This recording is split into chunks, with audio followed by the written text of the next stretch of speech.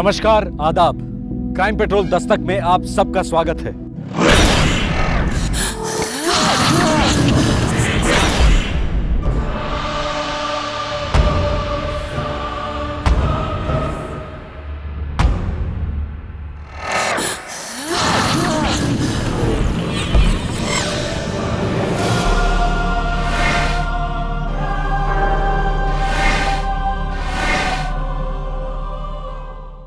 ईश्वर में विश्वास, धर्म, मजहब ये इंसान को शक्ति देते हैं, शांति देते हैं, पर अक्सर बेबसी में अनपढ़, गरीब और पढ़े लिखे लोग अंधविश्वास का शिकार होते हैं। और इसी वजह से हमारे समाज में ढोंगी बाबाओं और तांत्रिकों की कमी नहीं। ये पाखंडी अपने शिकार को डरा धमकाकर हर तरह से लूट लेते हैं। 21वीं सदी में भी जाहिलता के ऐसे नमूने मिलेंगे कि यकीन करना मुश्किल हो जाता है कि क्या इंसान इतना बेवकूफ बन सकता है। उसे झूठ और फरेब की दस्तक सुनाई क्यों नहीं देती। फरवरी 2011, गांव रामगढ़, जिला सहारनपुर, उत्तर प्रदेश।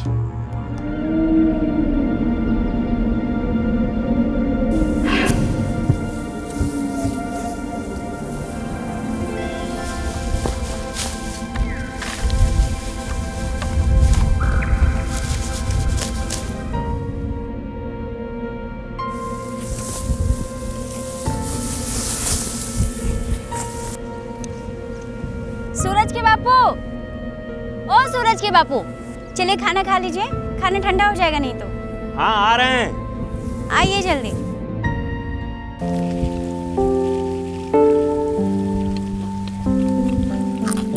सूरज की माँ, ये बताओ, तुम्हारा बेटा पढ़ाई कर रहा है कि कहीं घुमाई कर रहा है? आपका भी तो बेटा है, आपको भी पता होना चाहिए। इसका मतलब आज भी स्कूल नहीं गया वो?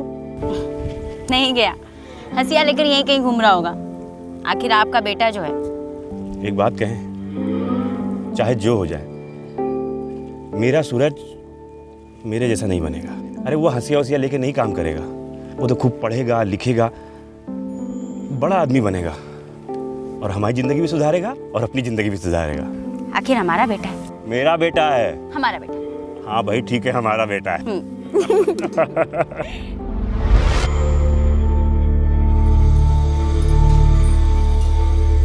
अरे आ गए आप?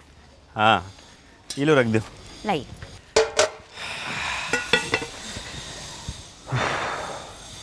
सूरज, ये लीजिए पानी।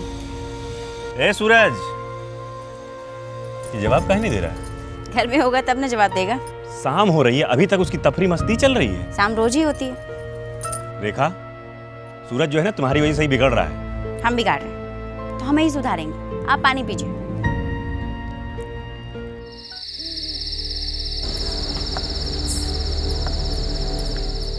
सारा गांव छान मारा, कहीं नहीं है वो।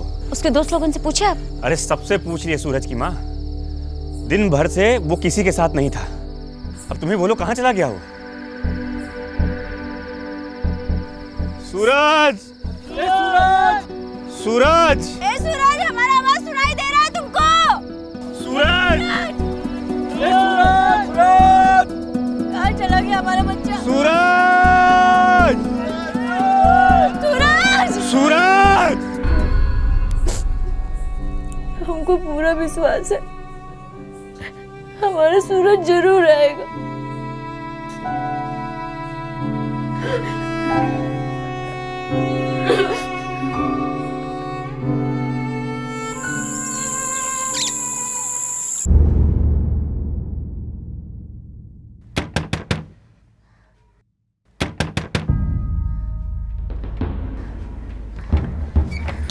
मनोहर भैया, वो आपका सूरज। सूरज? सूरज? कहाँ है सूरज? वो खेतों में है। चलिए आजा भैया।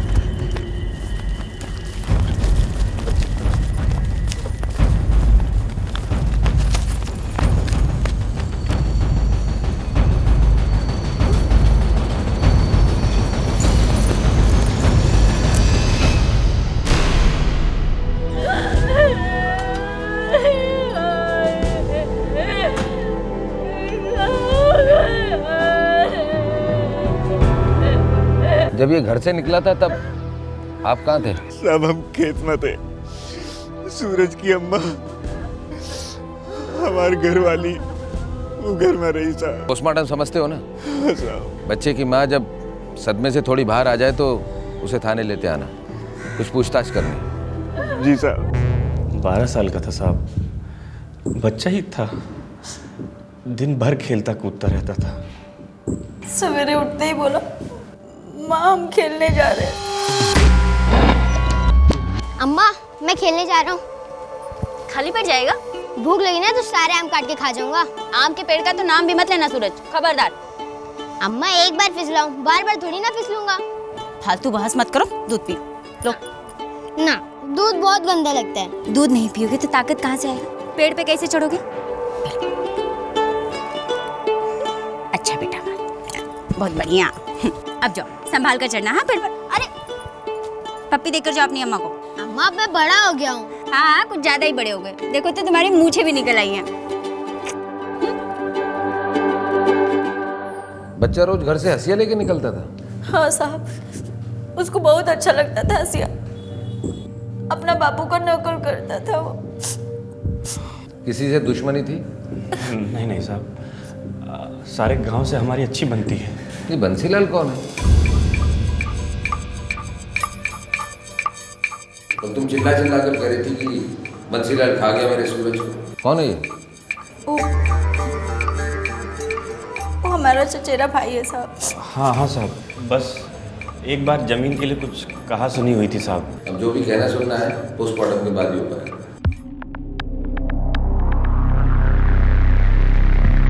सर, ये बंसीलाल गांव के बॉर्डर पे रहता है। उस दिन मातम में भी नहीं आया था।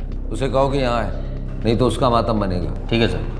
और हाँ, ये बच्चे के बाप मनोहर पे नज़र रखो, कहाँ उठता है बैठता है, मुझे सारी रिपोर्ट चाहिए। ठीक है सर। हंसी से वार किए गए। हाँ डॉक्टर, लड़का घर से हंसिया ही लेकर निकला था। इन 12 घावों के अलावा और भी कुछ है जो पकड़ में नहीं आ रहा है। अजीब सा है। घाव 12 की जगह 13 है, तो इसमें अजीब क्या है?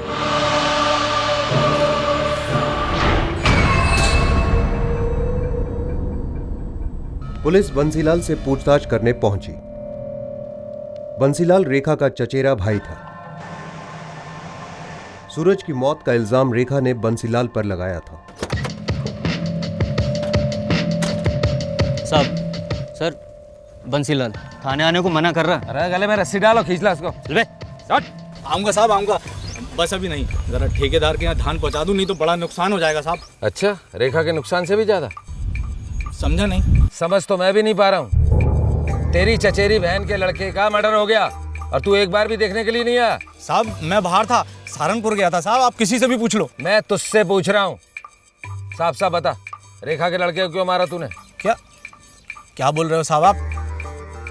रेखा से मेरी नहीं बनती, ये तो हर कोई जानता है, लेकिन बच्चे का कत्ल नहीं साहब, मैं ऐसा कभी नहीं कर सकता। तू नहीं कर सकता तो तूने करवा दिया होगा। साहब वो बच्चा मुझे बहुत पसंद था और मनोहर भी अच्छा आदमी है। मेरी दुश्मनी रेखा से थी और रेखा से दुश्मनी निकालने के लिए मैं उस बच्चे का कत्ल क्यों करूंगा साहब, जबकि वो उसका अपना बच्चा था ही नहीं। खाली पैदा करने से माँ नहीं बन जाते साहब। माना कि हम अपना दूध नहीं पिलाए थे, लेकिन अपने खून से सींचे थे अपने सूरज को। अपने खून से। अब किसी की मजाल है जो कोई कहे कि सूरज तुम्हारा बेटा नहीं था? हम अच्छी तरह से जानते हैं ये सब वो बंसीलाल का किया जा रहा है। वो मारा हमारे सूरज को हमसे बदला लेने के लिए। हाँ साहब, इस बंसीलाल ने बहुत सताया हमारी मासी को। तू कौन है? हम शेखर हैं साहब। शेखर कौन? हमारा भांजा है, सहारनपुर में रहता है। पुलिस की तहकीकात हर कदम पर इशारा कर रही थी कि यह गुस्से और बदले की भावना में किया गया जुर्म नहीं था, यह कुछ और था। पर क्या था?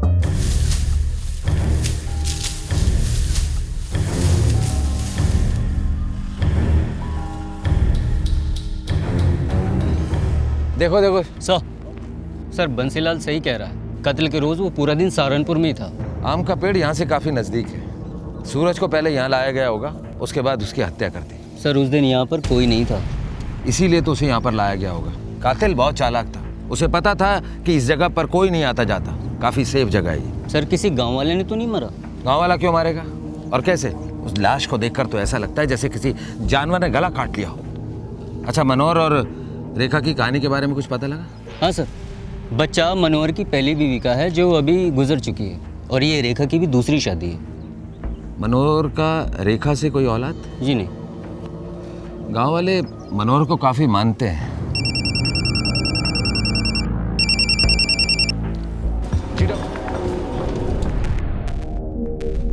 मैं समझा नहीं डॉक्टर, आपका इशारा किस तरफ है? यह हसिया कत्ल का हथियार है। ओह, कत्ल पूरी प्लानिंग के साथ किया गया। नरबली।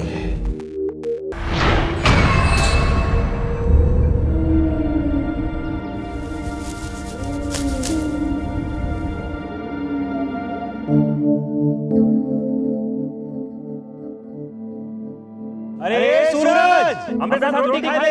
भूख नहीं है बाबू, बाद में खा लूंगा। रोटी गले से नीचे नहीं उतर रही सूरज की माँ। अगर आप ऐसे कमजोर पड़ जाएंगे तो कैसे चलेगा? हमें उसकी आवाज सुनाई देती है, लगता है जैसे वो हमको बुला रहा है।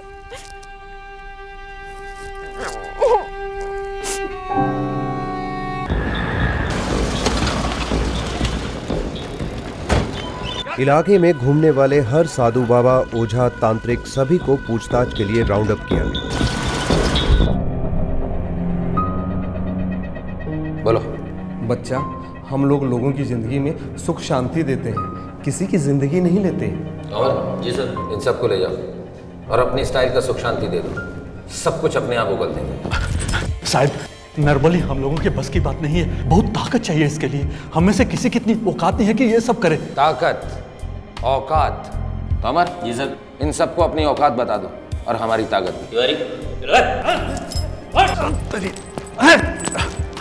हमारा विश्वास करिए साहब, हम लोगों के बस की बात नहीं है। तो फिर किसके बस की बात है? साहब, पूरे सहारनपुर में एक ही है, भुजंग शास्त्री बाबा। बता कहाँ मिलेगा वो?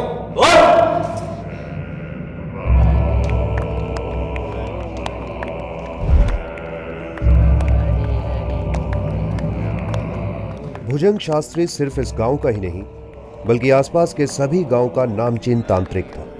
ऐसा कहा जाता था कि उसके पास हर मर्ज की दवा थी।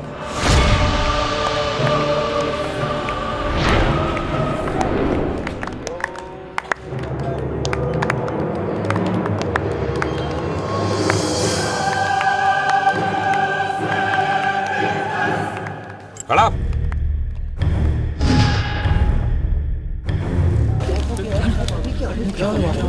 मेरे और देवों के बीच के समागम को भंग नहीं करना चाहिए था आपको। माफी चाहते हैं बाबा जी, हमें भी देवों से मदद चाहिए और आपके बिना ये फरियाद लगाना बड़ा मुश्किल है। चलिए हमारे साथ। ये गलत है, अन्याय है ये। क्या गलत है और किसके साथ अन्याय हुआ है ये आपको बाद में पता लगेगा। चलिए हमारे साथ।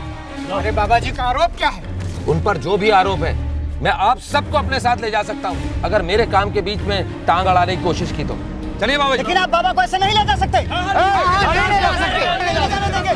हम नहीं ले जाने देंगे। बाबा जी को नहीं ले जा सकते।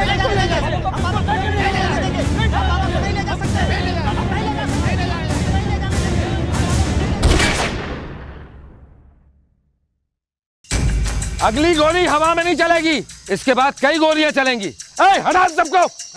चला पीछे, हटा पीछे, चला। हटा। हरि बोल, हरि बोल।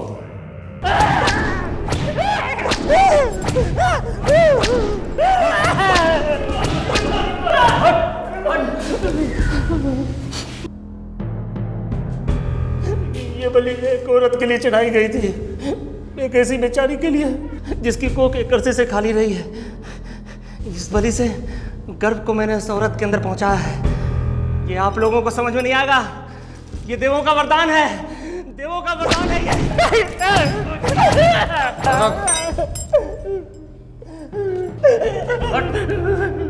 ये हमारा वरदान है। चल नाम बोल उस औरत का, नाम बोल। आखिरकार उसने उस औरत का नाम बता ही दिया जो मां बनने के लिए एक मासूम बच्चे की निर्दयी हत्या के लिए राजी हो गई थी। ये औरत उस 12 साल के सूरज को बहुत अच्छी तरह जानती थी, शायद सबसे अच्छी तरह।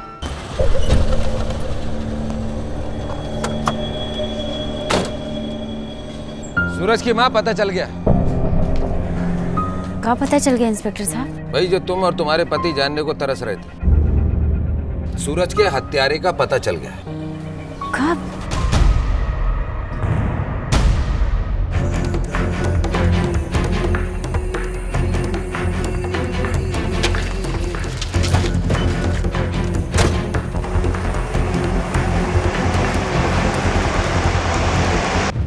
मनोहर भैया, अरे हाँ, कहाँ है? यहाँ है हम। ओ मनोहर भैया, भैया गजब हो गया भैया, रेखा भाभी को पुलिस पकड़ ली है और उन्हें थाने ले जा रही है। कहा? हाँ।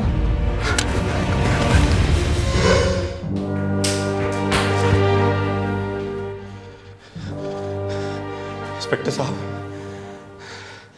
ये सब क्या हो रहा है? आपने हमारी घरवाली को कहाँ धर लिया? ये तुम्हारी घरवाली बताएगी कि किस तरह उसने तुम्हारा घर बर्बाद किया है, किस तरह तुम्हारे बेटे सूरज का कत्ल किया।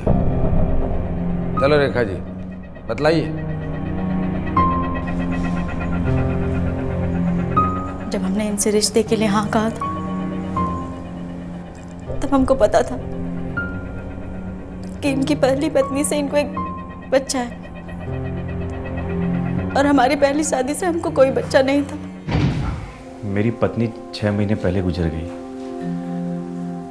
बीमार थी, 8 महीने का एक बच्चा छोड़ गई है।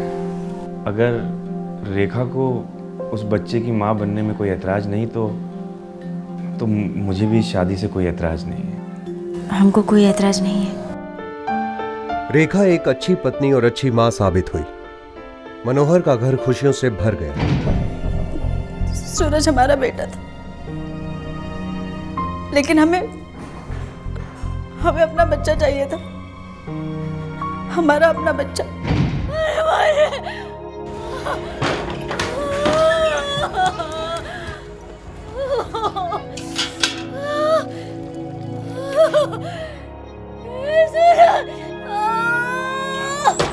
रेखा और मनोहर ने बच्चा पैदा करने की कई कोशिशें की, पर रेखा का गर्भ ठहरता ही नहीं था। ऐसा एक नहीं, 2 नहीं, बल्कि 6 बार हुआ। बच्चा पैदा करने की तड़प रेखा और मनोहर दोनों को लगातार कुरेद रही थी। रेखा बहन, हाँ, बहुत ही बुरा लगा सुनकर। कहाँ सुनकर जीजी? हमारे पति ने हमको सब कुछ बता दिया है। कहाँ बता दिया उन्होंने? यही कि तुम्हारे पति मनोहर भाई साहब तीसरी शादी करने जा रहे हैं। वो क्या है ना कि वो दूसरा बच्चा चाहते हैं और तुम तो उन्हें बच्चा दे नहीं सकती। अरे सूरज, यहाँ हमारे साथ रोटी खा ले। भूख नहीं है बापू, बाद में खा लूंगा। जब देखो खेलकूद। जब से रेखा ने शादी वाली खबर सुनी थी, वो बड़ी उदास और परेशान सी रहने लगी थी। वो अपने आप में ही कोई कमी महसूस करने लगी। कोई दूसरी औरत उसकी जगह ले, इस ख्याल ने उसका जीना दुश्वार कर दिया था। मैं अपने पति को खोना नहीं चाहती थी, उन्हें खुश रखना चाहती थी, उन्हें बच्चा देना चाहती थी, हमारा अपना बच्चा, मेरी कोख से जन्मा हुआ बच्चा। मासी की हालत मुझसे देखी नहीं जाती थी, मैं उनकी मदद करना चाहता था। अरे अंधे बेरे हो गए का? दिखाई नहीं देता हम यहाँ काम कर रहे? बाहर जाओ, बाहर जाओ। अगली बार अगर बोल यहाँ आया ना, चीर के रख देंगे। जब देखो तब सर पे सवार रहते हैं।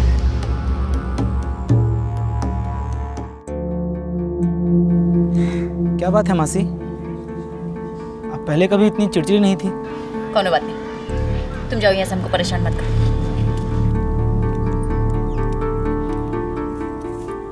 आप ठीक नहीं है मासी, और ये बात मुझे बहुत परेशान कर रही है।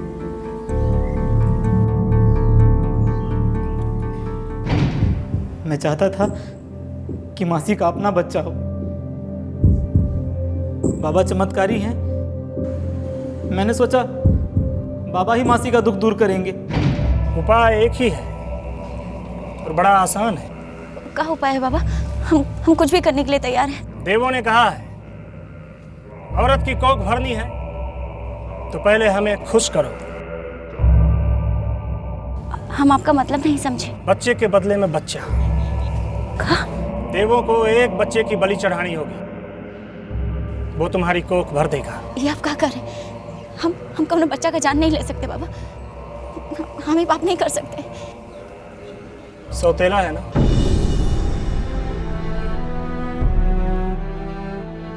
हाँ, लेकिन हमारे बच्चे जैसा है, लेकिन है नहीं। हमारे बेटे से बढ़कर है। तो फिर तुम मेरे पास क्यों आई? खुश रहो अपने बेटे के साथ, तुम्हारी कोख भर ही नहीं सकती। अरे सोच मत औरत, किसी की जान नहीं ली जा रही, बस ये जान बच्चे का शरीर से तुम्हारे कोख के अंदर चली जाएगी, फिर ये बच्चा तुम्हारी कोख के अंदर से पैदा होगा। सारा हिसाब किताब बराबर। 12 साल का है ना? हाँ। बदन पे 12 बार होंगे। सारी गहराइयों को मिलाओ तो एक गहरा घाव, उतना ही सर के पीछे से, और गले के पीछे से थोड़ा सा मांस देवों को भोग चढ़ेगा। 3 महीने बाद बच्चा तुम्हारी कोख में दाखिल होगा। जय हो, जय हो, हरि बोल। क्या किया रेखा? अपने सूरज को मार डाला, इतनी बुरी तरह से काट काट के टुकड़े कर दिए उसके। हम बाज नहीं, हम तुम्हें किसी और को होते हुए नहीं देख सकते, कभी नहीं।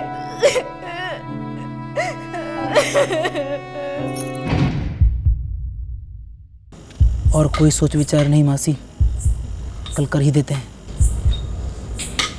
हमारा मन बहुत घबरा रहा है।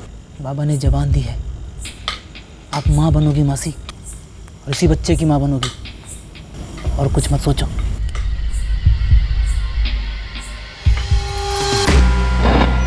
कौन सा वाला आम का पेड़ अम्मा? अरे वो खेत है ना, जहाँ सबके खेत खत्म हो जाता है, कोई काम नहीं करता, वहाँ कोने में वो वाला। वहाँ एक बड़ा सा आम का पेड़ है, बहुत सारी कैरी लगी है उसमें। अम्मा, हाँ? हमें वहाँ जाने से थोड़ा डर लगता है। डर लगता है? दूध पियो। हमारा राजा बेटा डरता भी है। अपने बापू जैसा नहीं बनना तुमको। बिल्कुल बनना है।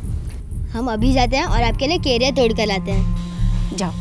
अम्मा, आप उन केरिया से मेरा मनपसंद आम का अचार बनाओगे ना? जरूर बनाएंगे बेटा। अब जल्दी से जाओ और जल्दी से कैरी लेकर आ जाओ।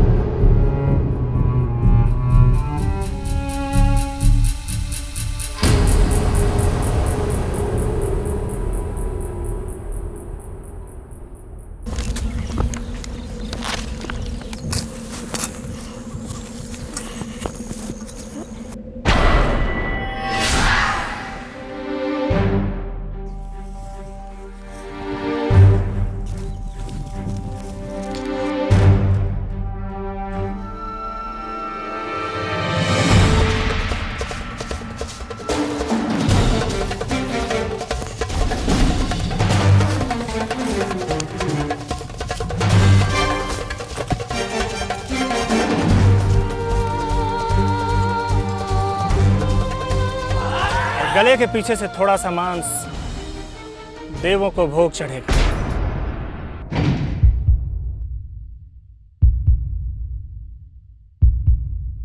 तोमर।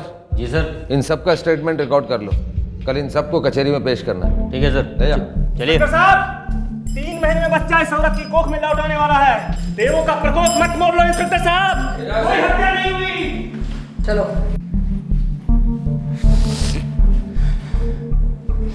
एक औरत ने कुछ बका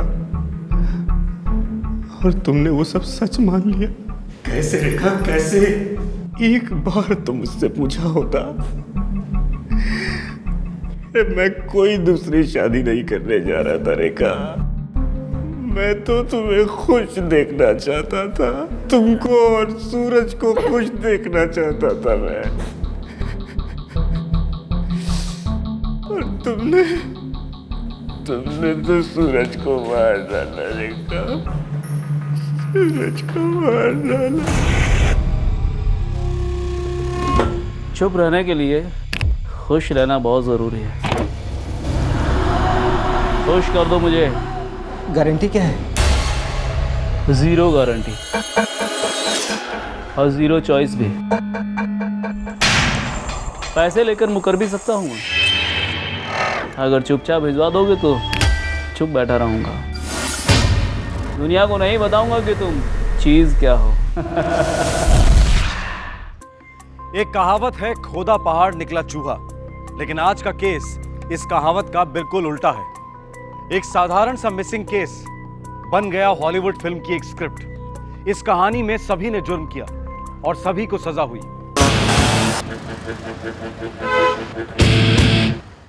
7 मार्च 2011, नई दिल्ली।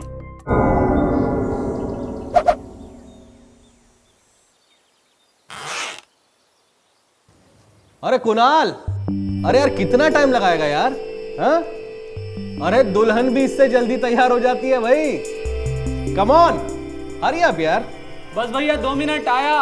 चाचू, इस संडे आपने प्रॉमिस किया था कि आप हमें पिकनिक ले जाएंगे। वो तो पिछले संडे भी किया था। ओए टॉम एंड जेरी, एक संडे गया तो क्या दूसरा संडे नहीं आएगा? और ये संडे क्या मेरी जिंदगी का लास्ट संडे है? इस हफ्ते जो है ना, इस संडे को एक शादी है। उसके बाद वाले संडे को हम लोग फंडे बनाएंगे, पक्का, आई प्रॉमिस। भाभी देखो ना, वादे निभा नहीं सकते तो वादे करते क्यों हो? अब भुगतो। भाभी ये शादी इमरजेंसी वाला मामला है। अगले महीने की डेट थी और फिर कुंडली उंडली का चक्कर हो गया। तुम कोई चक्कर क्यों नहीं चलाते? ओ भाभी प्लीज। क्या भाभी प्लीज? कितनी शादियां करवाते हो तुम? अपनी शादी के बारे में क्यों नहीं सोचते? मैं ढूंढूंगा चाचू के लिए परफेक्ट चाची। और मैं भी। भाभी भैया आप लोग भी एक एक ढूंढ लो, मैं भी एक ढूंढ लेता हूँ, फिर मंडे टू फ्राइडे के लिए अलग अलग। छी शैतान। ओ मंडे टू फ्राइडे के हीरो, सरकारी नौकर मैं हूँ, तू नहीं, समझा? और आज फिर लेट हो गया ना तो तेरे चक्कर में मुझे मेमो मिल जाएगा ऑफिस से। चल जल्दी। चाचू बाय पापा। बाय।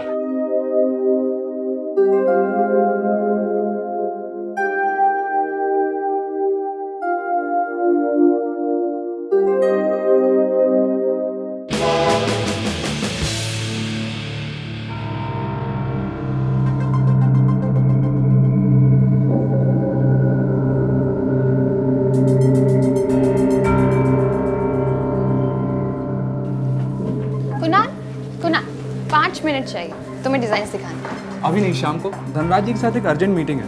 ये भी अर्जेंट है कुणाल? ये डिजाइन शाम तक रुक सकते हैं ना? हाँ लेकिन धनराज जी नहीं रुकेंगे। शाम को आता हूँ तो मैं डिजाइन पक्का देखूंगा, आई प्रॉमिस।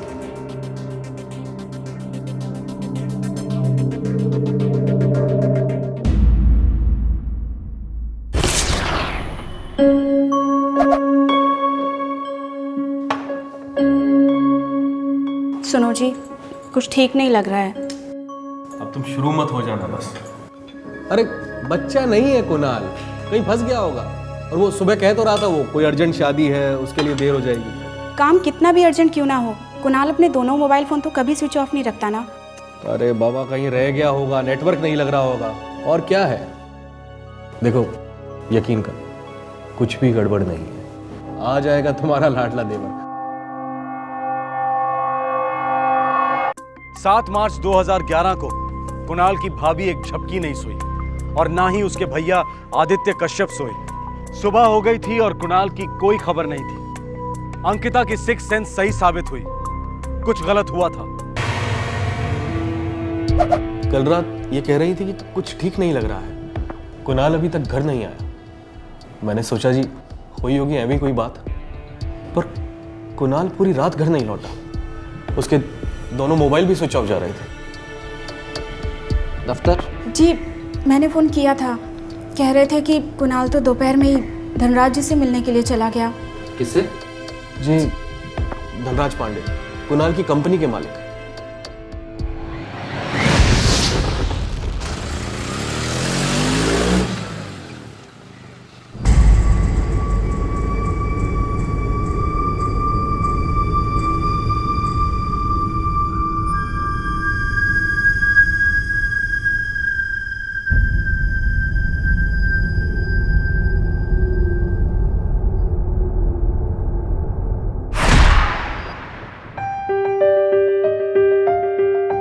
इंस्पेक्टर साहब, आपको गलतफहमी हुई है। मैंने कल कुणाल को फोन नहीं किया, तो मिलने का तो सवाल ही पैदा नहीं उठता। मैं 7 बजे तक वेट करती रही सर। जब कुणाल नहीं आया तो मैं निकल गई। कुणाल को फिर से फोन नहीं किया आपने? किया था सर, लेकिन दोनों फोन स्विच ऑफ थे। सर जब उसे कॉल आया तब मैं कैबिन में ही थी और उसके बाद कुणाल ऑफिस से तुरंत ही निकल गया। पार्टी के रिसेप्शन में ऑर्किड्स चाहिए, तो तुमने नोट नहीं किया था राधिका? ओह सो सॉरी कुणाल, मेरे ध्यान से निकल गया। नोट कर लो एंड बी केयरफुल। हेलो जी, ठीक है, मैं आधे घंटे में पहुंचता हूँ। कुणाल ने आपकी एम्प्लॉय स्मृति से कहा कि वो आपसे मिलने जा रहा है। कोई अर्जेंट मीटिंग है आपके साथ? या तो कुणाल मजाक कर रहा होगा, या मेरी जो एम्प्लॉय है सुरुति, व्हाटएवर, वो झूठ बोल रही होगी आपसे। आप सच बोल रहे हैं? जी ऑफिसर, देखिए मुझे 3 अटैक आ चुके हैं और मेरा टूर्स एंड ट्रेवल्स का काफ़ी बड़ा बिजनेस है।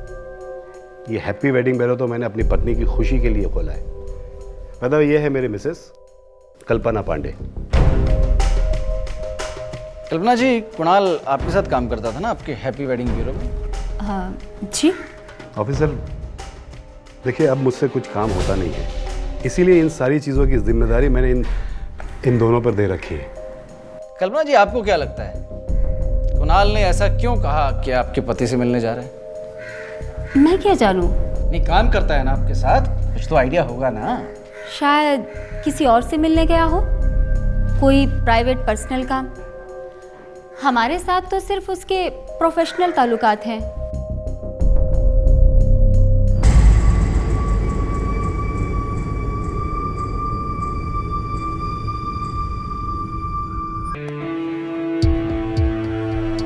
बड़ा शर्मीला है भाई, नजरें चुरा रहा है। नहीं जी, ऐसी कोई बात नहीं है जी। कैसी बात है फिर? कुछ बात तो है, बता दे। कोई बात ही नहीं है जी। चल अपना नाम ही बता दे। राजवीर है जी नाम। कब से काम कर रहे हो? हो गए जी, 2 साल हो गए। कुणाल कश्यप को जानते हो? हाँ जी, मैडम। मैडम क्या मैडम? मैडम के साथ काम करता है जी वो। अच्छा, ये जो तुम्हारी मैडम के साथ काम करता है, कल शाम को आया था इस घर में? नहीं। पक्का? जी पक्का नहीं आया जी वो। साफ कर। जी।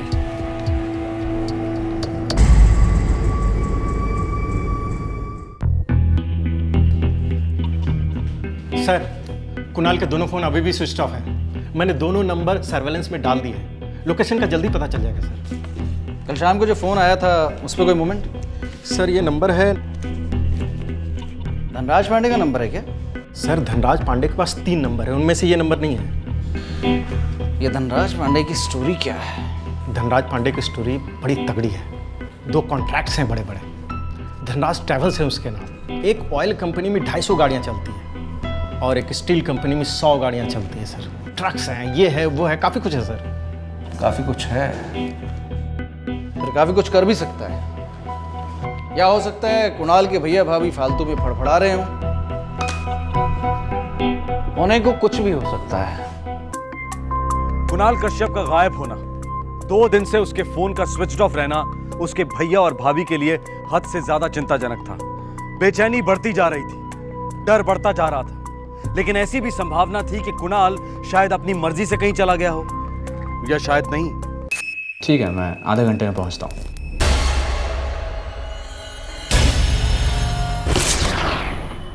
कुणाल चुपके से किसी से क्यों मिलने गया होगा? मुझसे तो वो कोई बात छुपाता तक नहीं था। मैं आपको एक बात बताऊं, ये जो धनराज पांडे है ना, ये गलत है। ये जो धनराज पांडे है ना, ये गलत है। गलत मतलब? नाइंसाफी की थी हमारे देवर जी के साथ। कैसे नाइंसाफी? झगड़ा हो गया था दोनों का। कैसा झगड़ा? आज कंपनी के जितने भी क्लाइंट्स हैं, सब के सब मैं लेकर आया हूँ और उन्हें बनाया भी मैंने ही रखा है। तुम जरूरत से ज्यादा काम करते हो कुणाल। लेकिन उन्हें ऐसा नहीं लगता है।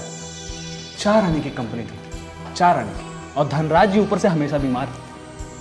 कल्पना मैम नाम के एमडी हैं, लेकिन बिजनेस का बी नहीं मालूम है उन्हें। कुणाल यार, इसमें तुम इतना गुस्सा क्यों हो रहे हो?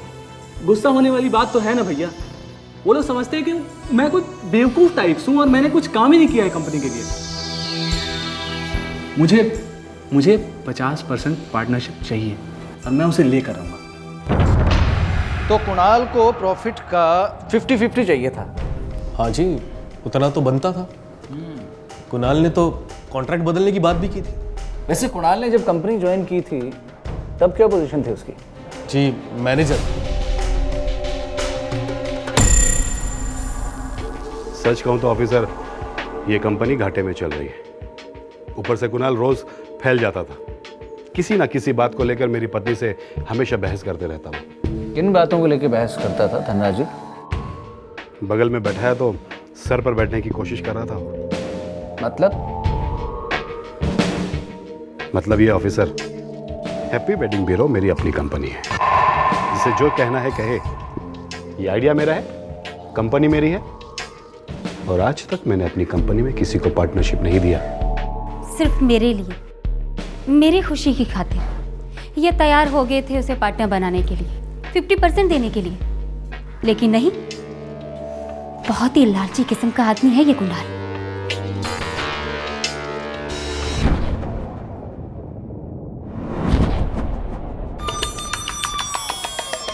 सर, एक खबर है, पता नहीं काम की है भी या नहीं। अरे खबर है तो काम ही क्यों होगी, बोलो। सर, धनराज पांडे की ट्रेवल एजेंसी का एक मैनेजर भी गायब है। कब हुआ है? जनवरी से गायब है, कोई फरहान खान है। कुलवीर, ये जो धनराज पांडे है ना, ये देखने में मरियल लगता है पर ऐसा है नहीं। इसके खाने के दांत और हैं और दिखाने के और। 2 महीने में 2 मैनेजर्स को निकल गया ये।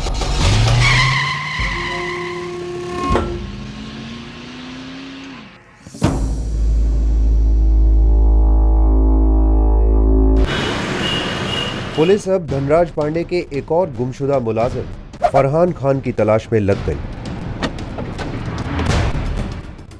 फरहान 11 जनवरी को अचानक गायब हो गए। पुलिस कंप्लेंट नहीं की आपने? की थी, मगर बात कुछ आगे नहीं बढ़ी। कोई झगड़ा, किसी तरह की टेंशन? को घर पर तो कुछ नहीं, दफ्तर में टेंशन हो तो मैं कह नहीं सकती।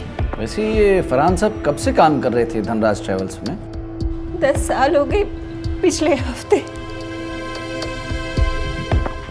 कुलवीर। Yes sir.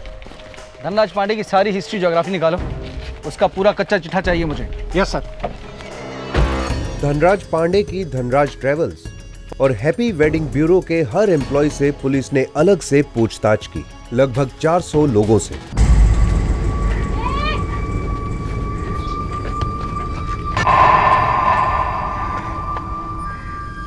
क्यों भाई शर्मिले, फिर से नजरें चुरा रहे हैं? नहीं जी, मैंने बताया मैं कुछ नहीं जानता जी। अरे जानना तो हमारा काम है बावले, तुम तो बस बोलो। ये कुणाल उस धनराज के यहाँ शाम को आया था? शाम को नहीं आया जी, वो मैं तो पूरे दिन वहीं खड़ा रहता हूँ साहब जी। पक्का? हाँ जी। अच्छा, तुम्हारे साहब और मालकिन कैसे लोग हैं? बहुत अच्छे हैं जी, सबका ख्याल रखते हैं, सबको प्यार करते हैं जी। आपस में नहीं, संबंध कैसे हैं इनके? खूब अच्छे हैं साहब, बहुत बढ़िया है जी। अच्छा, तुम्हारे साहब और मालकिन कहाँ के रहने वाले हैं? सहारनपुर की तरफ गांव है जिनका। सहारनपुर के रहने वाले हैं ये लोग? साहब पहले कुछ नहीं था जी उनके पास, सब अपने दम पे खड़ा किया जी, बिजनेस इतना बड़ा, और मेम साहब ने बहुत साथ दिया उनका जी। तुम जा रहे थे ना कहीं? चलो। जी सर।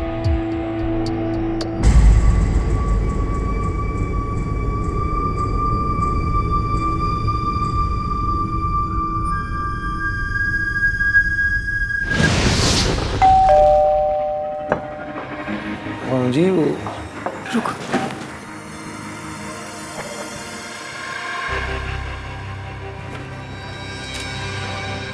ये लो। हाँ जी, पुलिस वाले पूछताछ कर रहे थे जी आपके बारे में और साहब के बारे में। क्या कहा तुमने? मैंने तो एकदम अच्छा कहा जी। बिल्कुल ठीक है, अब तुम जाओ। ठीक है जी। तहकीकात पुलिस को सहारनपुर ले गई। वहां पुलिस कल्पना पांडे के भाई से मिली। हम चारों भाइयों की इकलौती बहन है वो कल्पना। सुना है कई सालों से राखी नहीं बंधवाई आप भाइयों ने। जमीन हड़प गई हमारी, वो और उसका पति धनराज।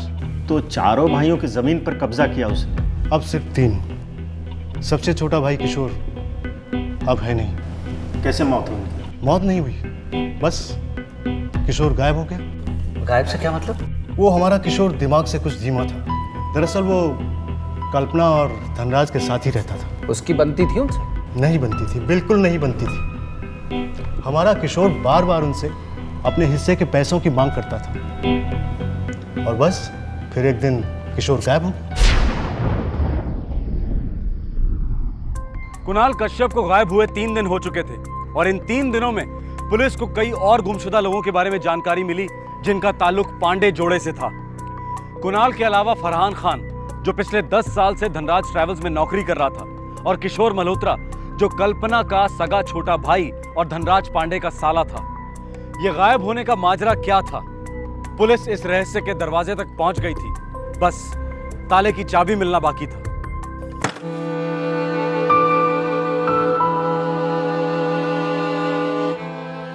पापा, चाचू कब आएंगे? आ जाएंगे बेटा, आ जाएंगे। आदित्य और अंकिता कश्यप कुणाल की गुमशुदगी से परेशान थे। पुलिस गुमशुदा कुणाल के साथ साथ दूसरे गुमशुदा लोगों को खोजने में जुट गई थी।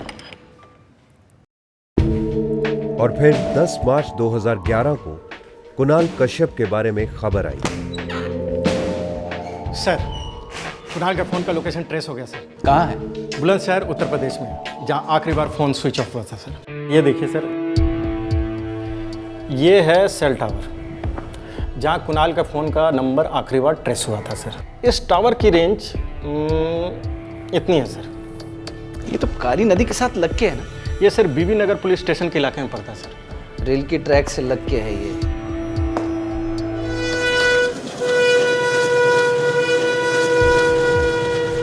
मोबाइल यहाँ स्विच ऑफ हुआ। कुणाल कश्यप यहाँ क्या कर रहा होगा? एक वेडिंग प्लानर यहाँ क्यों आया होगा यहाँ? मुझे लगता है सर वो आया नहीं, लाया गया होगा sir. Kulvir. Yes sir. Bibi Nagar police station के इलाके में जो मुर्दा घर है वहां देखना पड़ेगा, हो सकता है कोई लावारिस लाश हो। Yes sir. मोबाइल फोन के स्विच ऑफ होने की लोकेशन बहुत अजीब थी। इससे पुलिस का शक और गहरा हो गया कि कुणाल के साथ कुछ बहुत सीरियस हुआ था। पुलिस टीम तुरंत पास के मुर्दा घर पहुंची जो बीबी नगर बुलंदशहर में मौजूद था।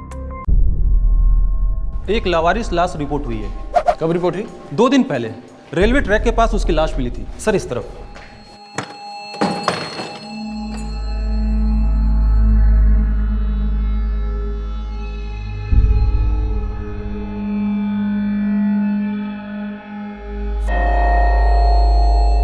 कुणाल कश्यप की लाश मुर्दाघर में लावारिस पड़ी हुई थी।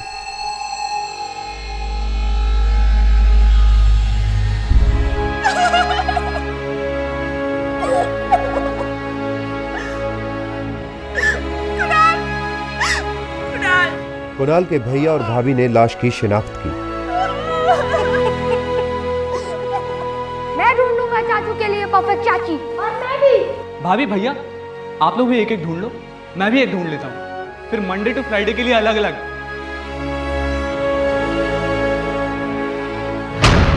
सर, ये रही पोस्टमार्टम की रिपोर्ट। गला घोट कर मारा गया है। 2 और लोग ऐसे ही गायब हुए थे अचानक से। उनका भी ताल्लुक कल्पना और धनराज पांडे के साथ है। अच्छा, आप लावारिस लाशें चेक करेंगे? देखनी पड़ेंगी, मॉर्ग की रिकॉर्ड बुक को देखना पड़ेगा।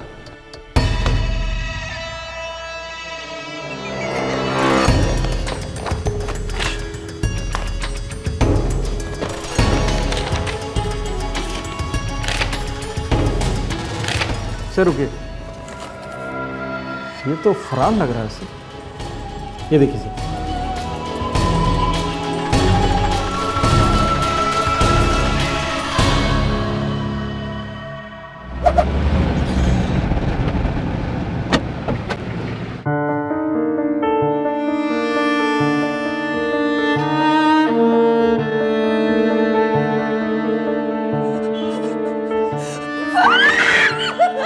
फरहान खान की पत्नी सोफिया ने लाश की तस्वीर को पहचाना। वो फरहान खान की ही थी।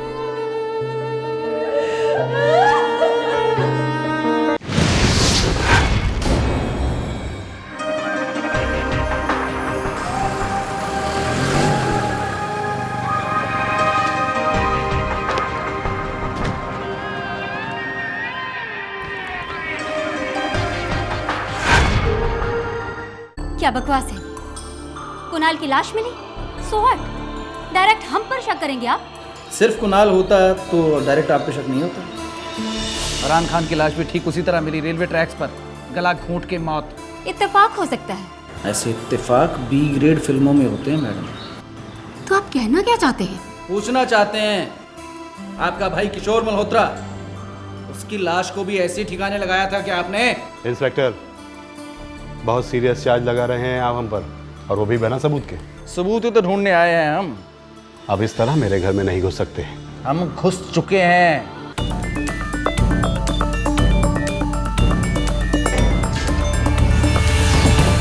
कांस्टेबल। Yes sir. इस गाड़ी की चाबी चाहिए मुझे, लेके आओ। Yes sir.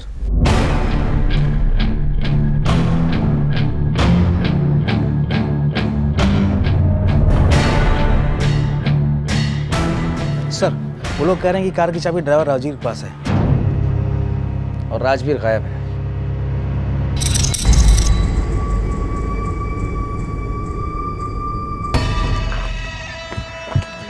शर्मिले राजवीर जी, इतनी जल्दी क्या है? दरअसल जल्दी है, जल्दी जल्दी सब कुछ बता दे वरना मुर्दा घर में बुकिंग करनी पड़ेगी तेरी।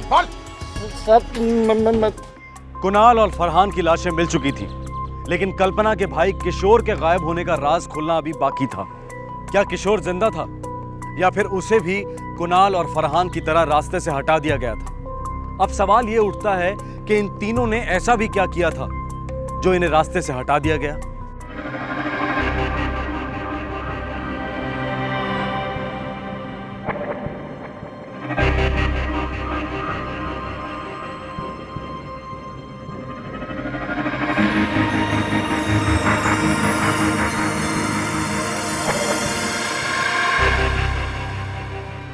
शर्मिले, सोच ले,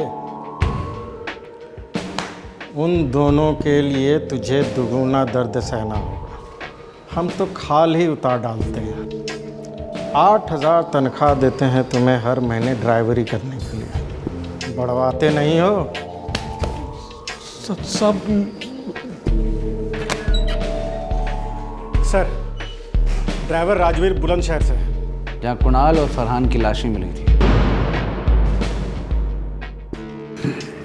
मिस्टर धनराज पांडे, मिसेस कल्पना पांडे, अब आप लोग भी अपने स्टेटमेंट्स दे दीजिए, सच्चे स्टेटमेंट्स, वरना सीधा 3rd degree.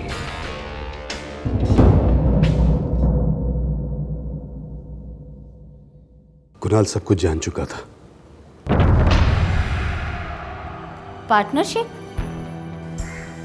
Are you okay? Manager हो, अपनी औकात को अच्छी तरह से जान लो। आप भी ये बात जान लीजिए कि हैप्पी वेडिंग ब्यूरो आज जिस मुकाम पर है, मेरे कारण है। सोशल सर्विस नहीं करते हो तुम, सैलरी मिलती है इसके लिए तुम्हें। मेहनत की मिलती है, अकल की मिलती है, और दोनों से आप बहुत दूर हैं। हम लोग बहुत दूर हैं, पास आने की कोशिश भी मत करना। 50% तो क्या, मैं तुम्हें 5% की भी ऑनरशिप ऑफर ना करूं। जाओ कहीं और जाकर ट्राई करो, और आज ही अपना रेजिग्नेशन दे दो, मैं साइन कर दूंगी। बेवकूफ़ समझ कर रखा है क्या? एक बार बाहर निकालने की कोशिश तो करके देखिए, हालत खराब कर दूंगा। धमकी? नो सर, मुझे मेरा हक चाहिए, और मुझे मालूम है कि आपने और लोगों का भी हक मारा है। बल्कि हक क्या, आप लोगों ने तो हकदारों को ही मार डाला है। फरहान और किशोर मल्होत्रा, बुलंदशहर के चक्कर, ड्राइवर्स की मिली भगत, सब पता है मुझे। आपने ड्राइवर के मुंह में पैसे ठूसे, ड्राइवर ने 2 लोगों के गले घोटे और लाशें ठिकाने लगा दी। राइट या wrong mister Pandey, missus Pandey? Sir, ये ब्लैकमेल नहीं है, मुझे मेरा हक चाहिए, 50% पार्टनरशिप।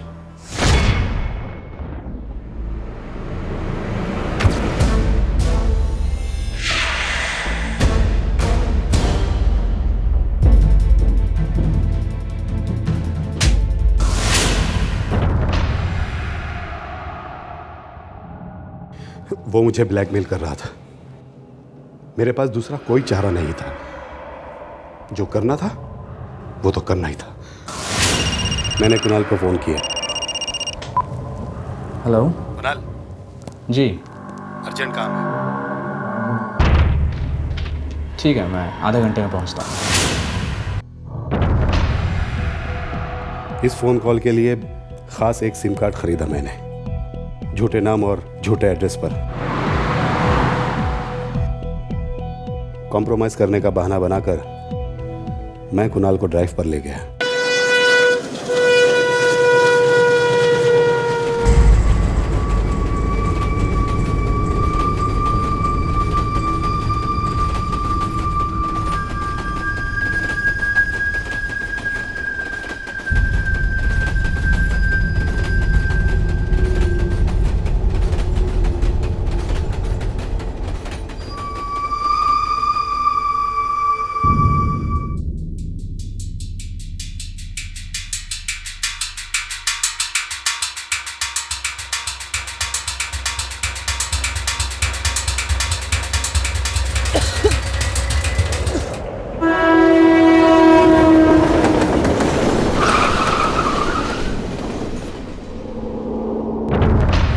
कुणाल मुझे धमका रहा था कि वो फरहान और किशोर की मौत के बारे में पुलिस को बता देगा। इसीलिए मैंने कुणाल को मरवा दिया। फरहान को क्यों मरवाया?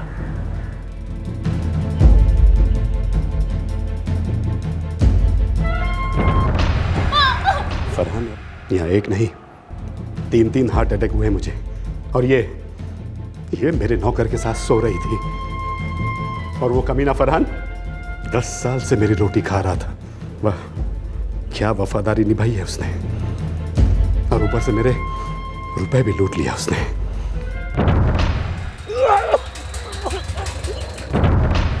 कुणाल को मारने का मेरा कोई इरादा नहीं था, लेकिन फरहान को तो मैं कभी माफ नहीं करता। पत्नी को माफ कर दिया?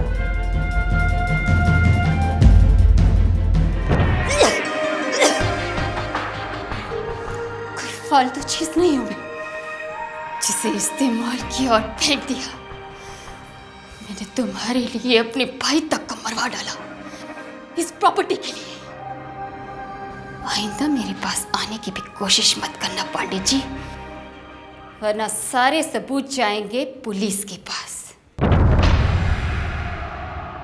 धनराज पांडे ने अपने ड्राइवर राजवीर को हर हत्या के लिए 50,000 से 1 लाख रुपए दिए थे। कुणाल के मर्डर के बाद धनराज ने राजवीर को दिल्ली में एक पॉश डुप्लेक्स फ्लैट देने का वादा भी किया था। धनराज के अनुसार एक हॉलीवुड फिल्म देखकर उसे ये मर्डर्स करने का आइडिया आया था। कुणाल का अपना हक मांगना जायज था,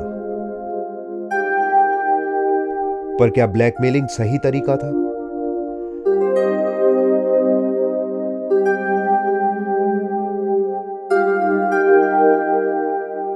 फरहान वासना और लालच के नशे में मदहोश था। अपने मालिक के पैसे और इज्जत पर हाथ डालने की बहुत बड़ी कीमत चुकानी पड़ी उसे। एक मिसिंग केस ने 3 मर्डर केस हल किए।